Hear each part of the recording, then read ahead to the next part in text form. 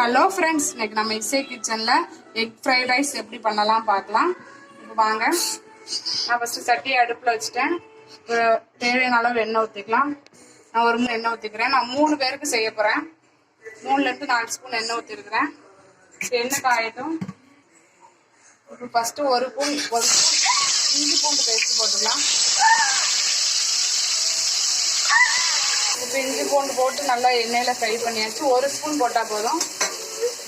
அப்புறம் நான் 2 பச்சை மிளகாய் பெருசாக கீறி வச்சுருக்கேன். நீங்கள் குட்டி குட்டியாக வேணாலும் கட் பண்ணி வச்சுக்கோங்க. நான் 2 பெருசாக கீறி வச்சுருக்கேன். அதையும் மட்டும் லைட்டாக வச்சுக்கலாம். அப்புறம் ஒரு பெரிய வெங்காயம் கட் பண்ணி வச்சுருக்கேன். ஒரு 3 கேரட் கட் பண்ணி வச்சுருக்கிறேன்.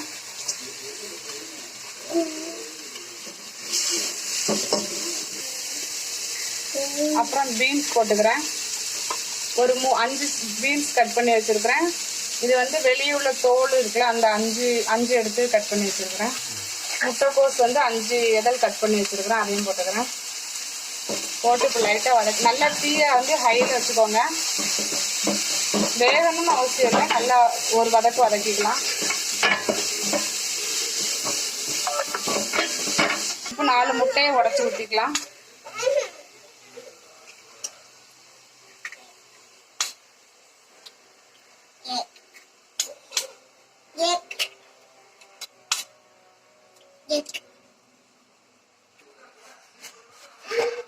இப்போ ஒரு ஸ்பூன் அளவு பெப்பர் பொடி போட்டுக்கலாம்.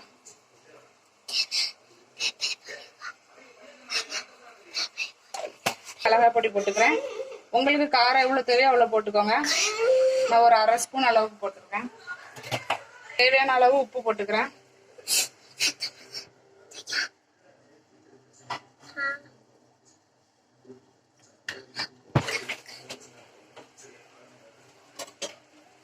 போட்டு நல்லா கிண்டிக்கலாம்.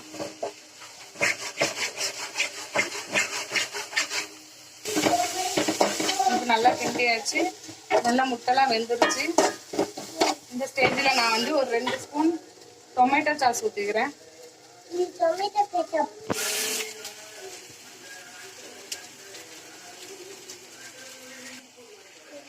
அப்புறம் சோயா சாஸ் ஒரு ஸ்பூன் ஊற்றிக்கிறேன்.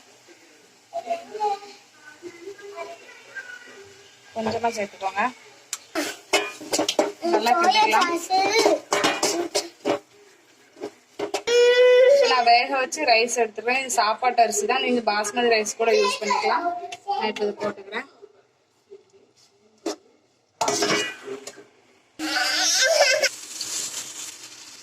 இப்போ நல்லா ஹைல வச்சு நல்லா கிண்டுங்க.